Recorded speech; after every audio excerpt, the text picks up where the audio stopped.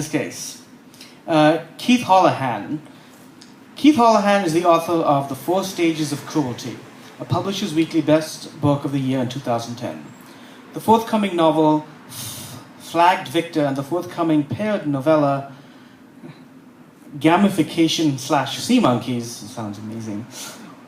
When not writing novels or ghostwriting for CEOs, he can be found in his minivan driving his sons to ice arenas in the greater St. Paul area. Occasionally, he goes to a concert. Please welcome Keith Hollihan.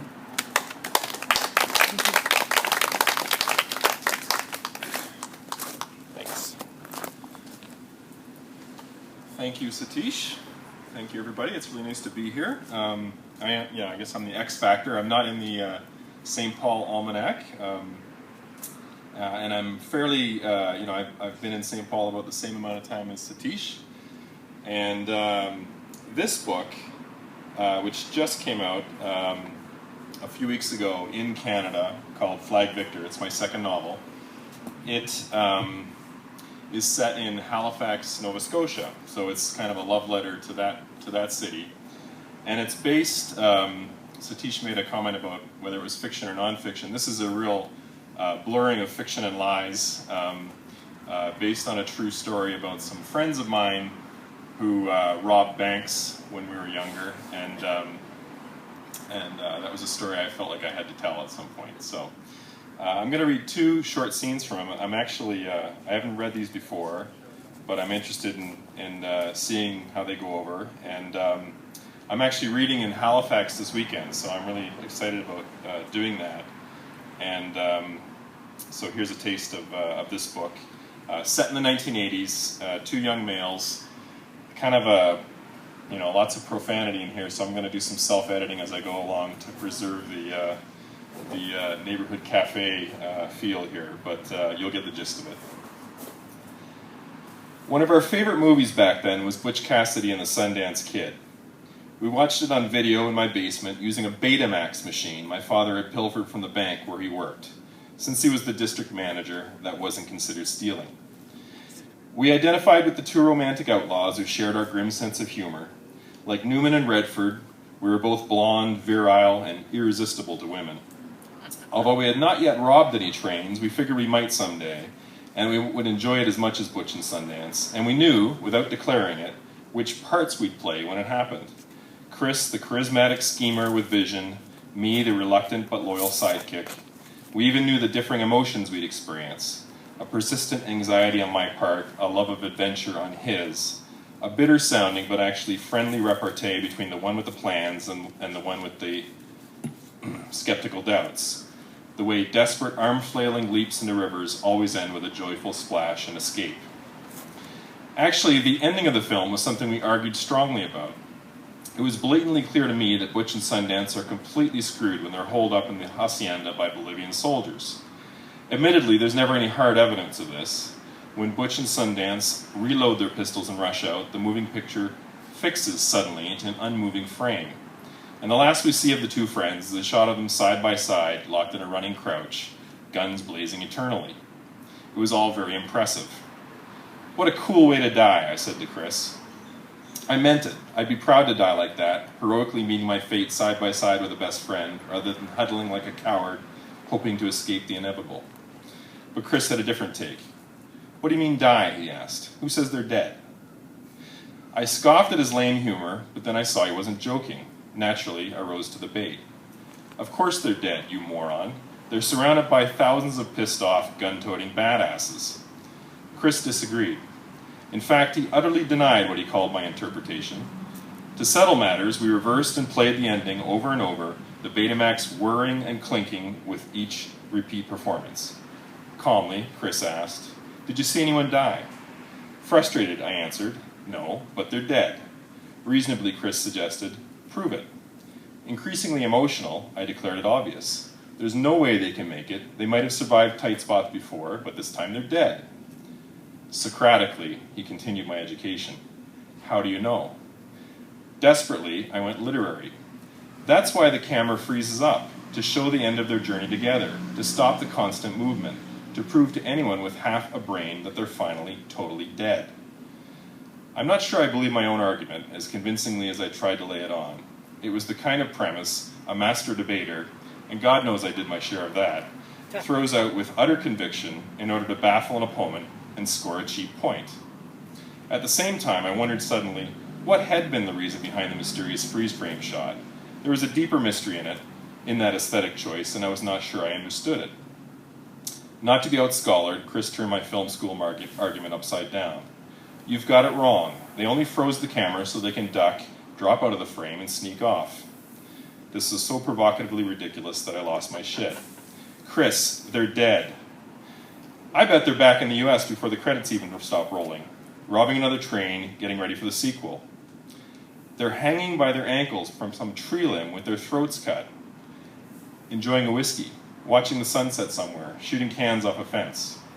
Executed, escaped. This went on for several more rounds until I screamed, "Dead, dead, dead." I could have wept in frustration. It didn't help that I knew he did this sort of thing to me all the time. Of course, I recognized what was happening. The intensity of our argument had begun to echo the kind of childish fights that Butch and Sundance had in the movie. This was no comfort to me, however, just as it clearly annoyed the shit out of Sundance whenever Butch insisted on something impossible. I also knew that Chris's ability to twist circumstances to serve his needs, the very persistence of his self-delusion, reflected an actual and potentially combustible difference between us. Chris refused to believe anything but victory was inevitable. I anticipated defeat around every corner. Later, when I thought about that frozen frame in the light of Milan Kundera's novel, in my beach hut, still typing, each key exploding like a gunshot, I understood the scene and my emotional response to Chris more clearly. Butch and Sundance weren't just frozen for aesthetic purposes. They were nailed to the eternal cross of consequence. And ironically, a few years after I wrote that, there was some report that Butch Cassidy actually lived and spent his final days in somewhere in the U.S. Raising grandkids. So this is a scene. They've gone through several bank robberies at this point, and they're getting ready for a bigger one. And they have to test their, they have to prepare for that, and they're thinking about it. They're thinking it through a little bit. So continuing, he had in mind the Brinks job, and I could not dissuade him. At least we did not talk about my involvement, and it occurred to me with incredible relief that he wasn't asking for it. Perhaps a Brink job didn't require my services. This made discussing the particulars of his strategy more academic. If I was merely a consultant, I had less at stake, less need to steer him away from particular ideas. The critical question in Chris's mind was, how do you neutralize the guards? He said it so often to himself that I began to make fun of him. Would you like to get a coffee, I'd say, or do you need to neutralize the guards? Or, I was jerking off the other night and suddenly I thought, how can I neutralize the guards? Ha ha, Chris said. He was a good sport, but he didn't like to be mocked. Then one afternoon at his house, Chris asked me to come into his parents' bedroom and try something out. I did not know what to think as he led me down the hall and opened the door. The room was remarkably neat and orderly, with a sort of military precision to it, but there was a prissy quilt on the bed and overly stuffed pillows. Chris went to the closet doors and opened them up. It was the first walk-in I'd ever seen. Like the Batcave, I said. I stood on plush carpet, surrounded by rows of suits. Before us was a shiny walnut door with a combination lock. What's that? I asked. Gun safe, he answered. Chris did the combination and pulled open the heavy door. The interior was slightly smaller than a fridge, except loaded with weapons. 3 rifles with dark metal stocks stood at attention in a nest of green velvet shag, as though someone had used them to club a pool table to death. There were flat shelves and drawers as well. Chris slid out one of the shelves and showed me the handguns resting inside. Recognize this bad boy, he asked. It was Chris's preferred weapon, the one guaranteed to blow the head right off the shoulders. Mr. Flag Victor himself, I said. It is, Chris agreed. Then he opened a drawer and took out a mini spray can. Right guard, I asked. It's mace, he said. I'd never seen mace before. I expected it to look different. Otherwise known as guard neutralizer, he added. Oh shit, I thought, but said, cool. I want you to spray me with it, Chris said. What? I asked. I want you to spray me, he repeated. I could not fathom why he was asking me that. Because I'm going to neutralize the 2 armed guards with it, I want to make sure it works. Why don't you spray yourself, I said.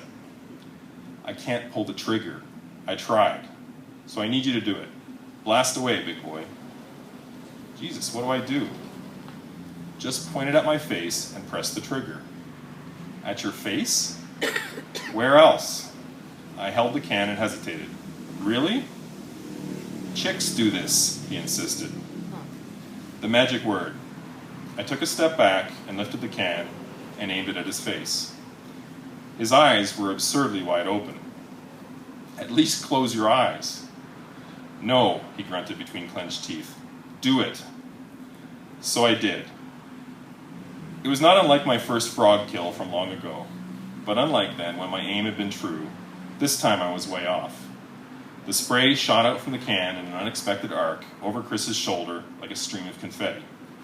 When it landed, it struck a navy pinstripe suit hanging from the rack. In slow motion I saw this, but in real time, I wrestled with the spray can like a fire hose. I tried to get it under control, but the nozzle must have been stuck, and I sprayed all the suits from that first suit on, a steady flow cutting across each shoulder in turn. I could hear Chris yelling, "Enough!" I could barely breathe, let alone respond. My lungs had seized up, my nose and mouth were smeared shut with melted skin, my eyes were boiling in their sockets, the air was hellfire eating into my hair follicles. I collapsed, I plunged my face into the cool waters of the carpet. I wanted to dive below the surface and escape the corrosion of the chemical fire. I did slow swimming kicks with my feet. I tore at carpet tufts to diminish the agony. Chris, it turned out, was doing the same thing. When we could finally see and breathe again, we sat up in wonder. Holy shit, Chris said. I'm sorry, I blubbered. Forget that, he said. I asked you to do it. If you'd hit me, you might have killed me. Chris was not the kind to dwell on mistakes. He pronounced the mace perfect. Perfect, I asked? No guard is going to have the wherewithal to shoot me if he gets a dose of this. Oh, I said. Great. Now how are we going to clean these suits? He asked.